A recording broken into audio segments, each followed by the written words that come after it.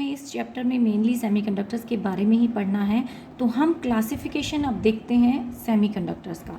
सबसे पहले बात कर रहे हैं हम इंट्रिंसिक सेमीकंडक्टर की। इंट्रिंसिक सेमीकंडक्टर को हम प्योर सेमीकंडक्टर भी बोलते हैं। और इन प्योर सेमीकंडक्टर की प्रॉपर्टी क्या है, जैसे जनरली सेमीकंडक्टर्स में किस किस का नाम लिया जाता है, जर्मेनियम एंड सिलिकॉन का। तो अगर मैं यहाँ पर एग्जांपल ले लूँ जर्मेनियम का या सिलिकॉन का, लेट अस से कि इनमें से जो दोनों क्रिस्टल स्ट्रक्चर मैंने दिखाए हैं यहाँ पर राइट नाउ, ये दोनों ही क्रिस्टल स्ट्रक्चर सिलिकॉन के हैं, तो मैं सिलिकॉन का एग्जांपल ले रही हूँ। जर्मेनियम का भी एग्जांपल ये होता है, उनके पास आउटर मोस्ट शेल में 4 ही एटम्स होते हैं, 4 इलेक्ट्रॉन्स ही होते हैं और वही आपस में कोवलेंट बॉन्ड बनाते हैं। तो यहाँ पर एग्जांपल लेते हैं कि सपोज सिलिकॉन इस तरीके से था कि इसके आउटर मोस्ट एटम ऑर्बिट में 4 इलेक्ट्रॉन्स थे, और वो 4 जो हम दिखा रहे हैं 2 तो पी के अंदर थे और 2 जो थे वो एस लेवल पर थे। कॉन्फ़िगरेशन की अगर हम बात करें तो हम क्या कहते हैं, उन आउटर मोस्ट 4 इलेक्ट्रॉन्स को हम दूसरे एटम के 4 इलेक्ट्रॉन्स के साथ आपस में शेयर करेंगे in order to make the crystal.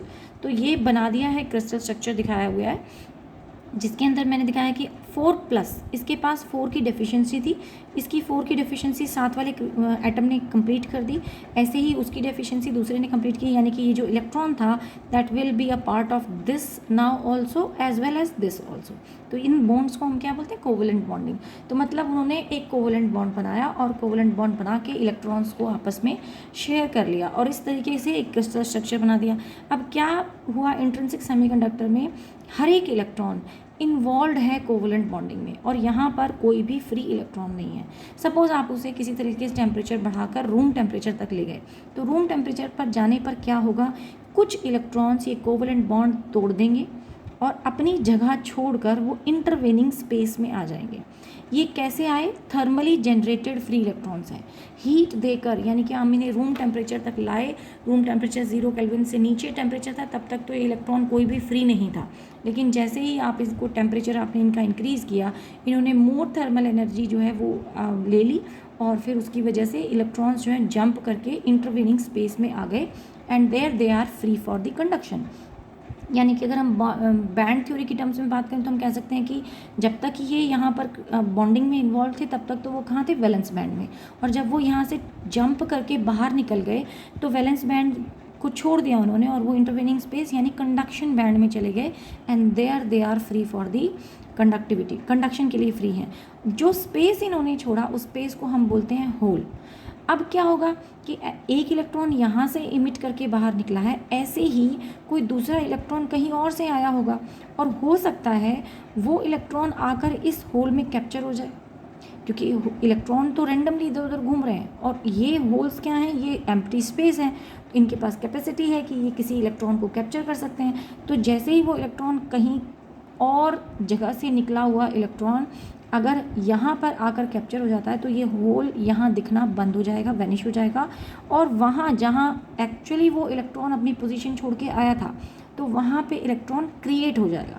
तो मैं कहूँ कि अगर ये वाला इलेक्ट्रॉन जो है अपनी जगह छोड़ दे और जाकर यहाँ कैप्चर हो जाए तो होल यहाँ क्रिएट हो गया और यहाँ वैनिश हो गया। तो एक तरीके से क्या हुआ, एक होल करंट क्रिएट हुई। तो होल्स भी अपनी पोजीशन पे फिक्स नहीं रहे, इलेक्ट्रॉन तो फिक्स है ही नहीं क्योंकि वो तो इंटरवेनिंग स्पेस में आ चुके हैं और वहाँ वो कंडक्शन कर रहे हैं, वो फ्रीली इधर उधर घूम रहे हैं। तो इलेक्ट्रॉन्स की वजह से भी एक करंट क्रिएट हुई और होल्स के मूवमेंट की वजह से भी एक करंट क्रिएट हुई। तो अब इसे कैसे एक्सप्लेन किया जाए, सो हम यहाँ इसे कह देते हैं in terms of number of holes and number of electrons के टर्म्स में।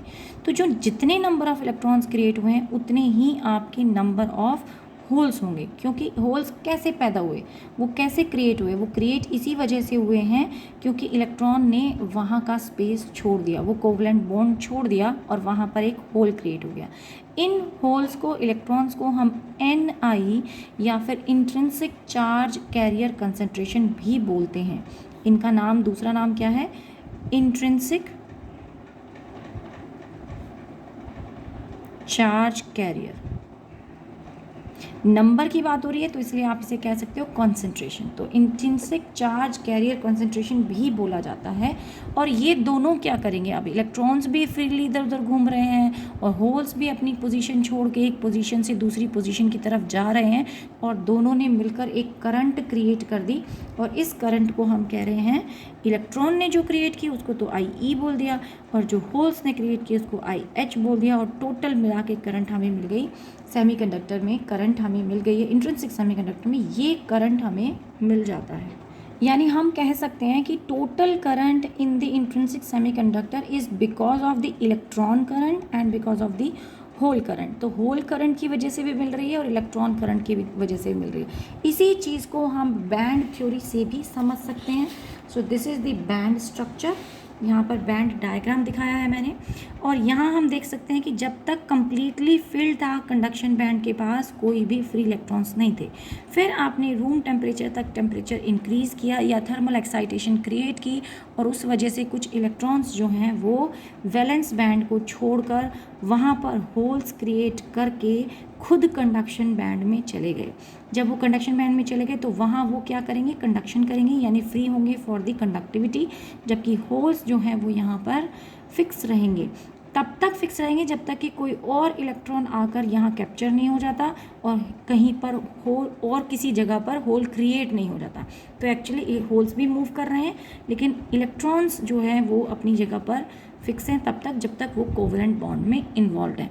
तो ये तो हो गया इंट्रिंसिक का, लेकिन इंट्रिंसिक की कुछ लिमिटेशंस थी, और लिमिटेशन सबसे बड़ी यही थी कि यहाँ हम कंडक्टिविटी को वेरी नहीं कर सकते, और कंडक्टिविटी बहुत कम रहती है, यानी हम कंडक्टिविटी को इंक्रीज़ नहीं कर पाएंगे, क्योंकि अगर बहुत इंक्रीज़ करना है तो हमें बहुत हाई टेम्परेचर देना पड़ेगा, और उसके बावजूद भी जो नंबर ऑफ़ फ्री इलेक्ट्रॉन्स होंगे वो बहुत ज़्यादा अमाउंट में नहीं निकल के आएंगे। तो there we can not vary to a huge amount, we can little bit vary it but we can not vary to a very huge amount. तो सबसे पहले तो लो कंडक्टिविटी हो गई और कम वेरिएशन हो गया।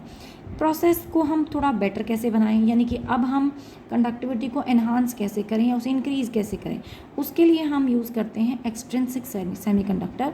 और एक्सट्रिंसिक सेमीकंडक्टर कैसे बनते हैं कि हम प्योर सेमीकंडक्टर के अंदर कुछ ना कुछ इम्प्योरिटी ऐड कर देते हैं, एक इस तरह की, या तो पेंटावेलेंट इम्प्योरिटी ऐड करते हैं या ट्राईवेलेंट इम्प्योरिटी ऐड करते हैं। ट्राईवेलेंट इम्प्योरिटी वो जिसके अंदर नंबर ऑफ़ होल्स ज़्यादा होते हैं, यानी कि एक electron 4 electrons outermost shell में होने चाहिए so as to complete the covalent bonding.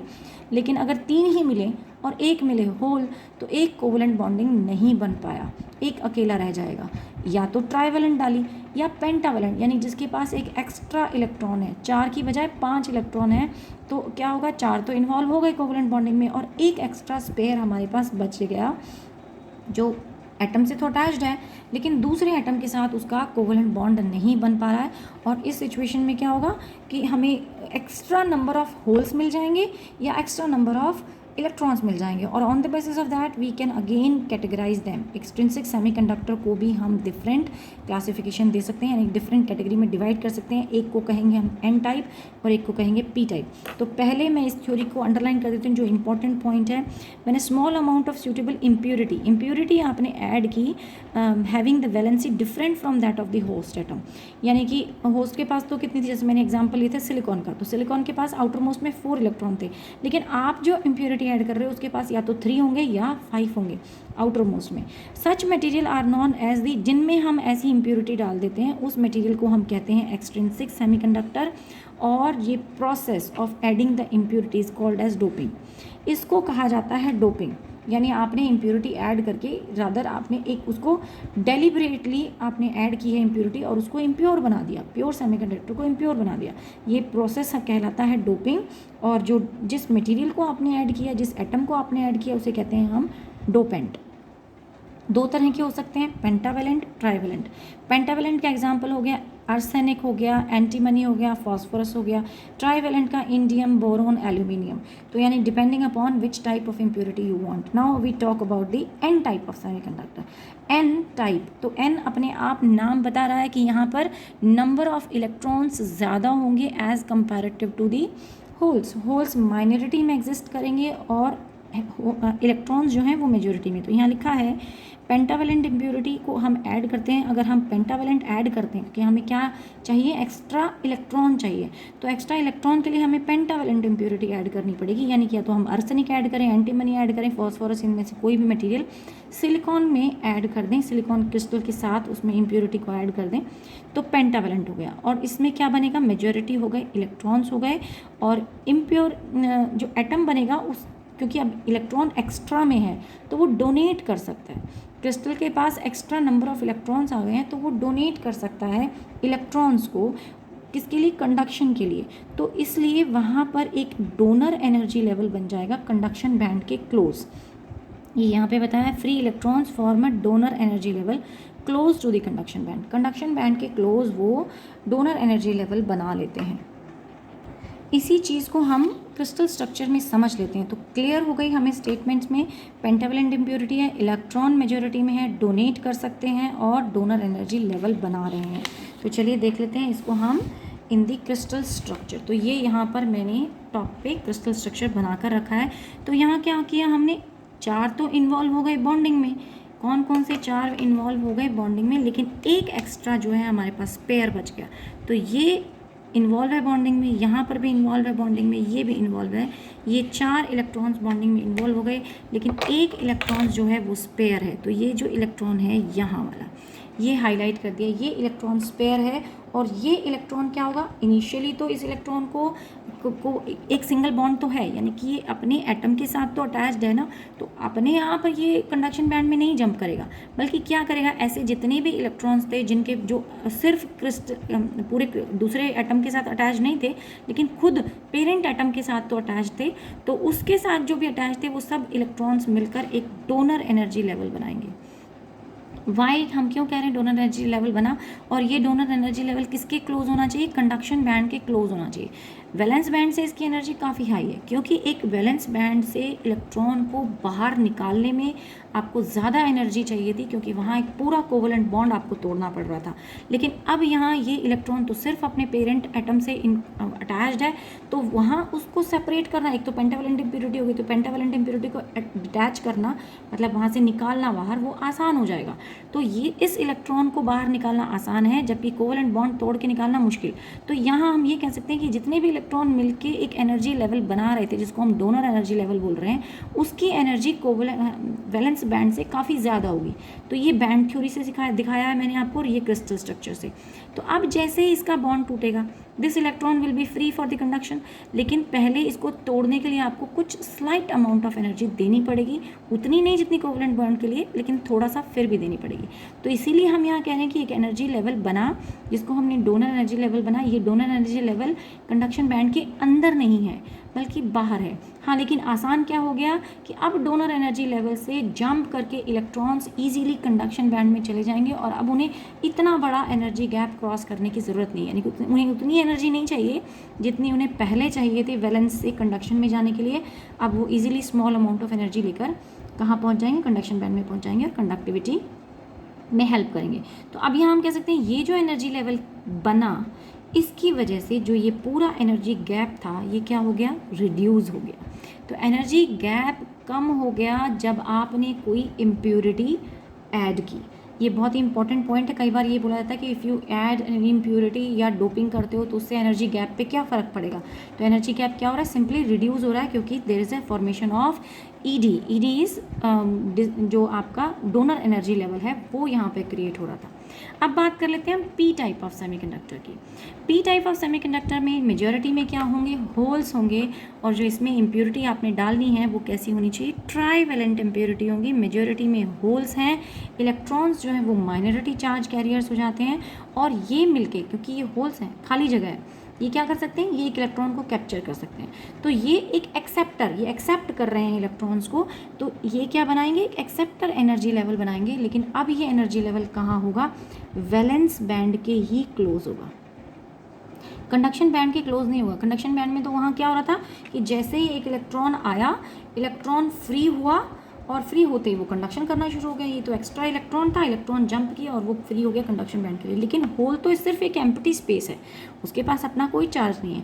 तो होना क्या है, होना ये है कि कहीं और से इलेक्ट्रॉन निकलेगा, वो इस होल पे कैप्चर होगा, फिर कहीं और से निकलेगा, वो उस वाले होल पे कैप्चर हो जाएगा जहाँ से वो दूसरा इलेक्ट्रॉन आया था। तो ये चेन चलती रहेगी।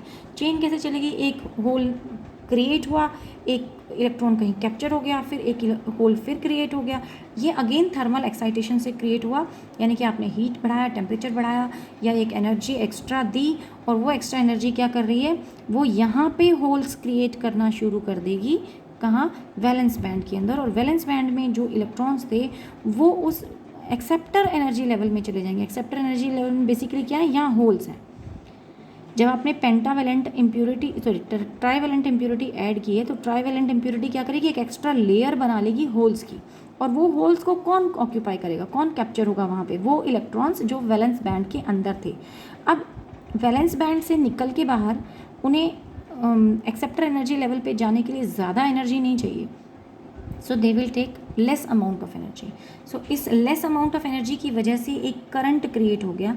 यहाँ देखिए इलेक्ट्रॉन का इन्वॉल्वमेंट सिर्फ इतना ही है कि वो यहाँ वैलेंस से निकल के होल्स में जा रहे हैं, होल्स में कैप्चर हो रहे हैं, वैलेंस से निकल के होल्स में कैप्चर हो रहे हैं। तो ये कंडक्शन हो रही है, यहाँ से वहाँ मूवमेंट जो हो रही है इलेक्ट्रॉन्स का, ये एक करंट क्रिएट कर रहा है।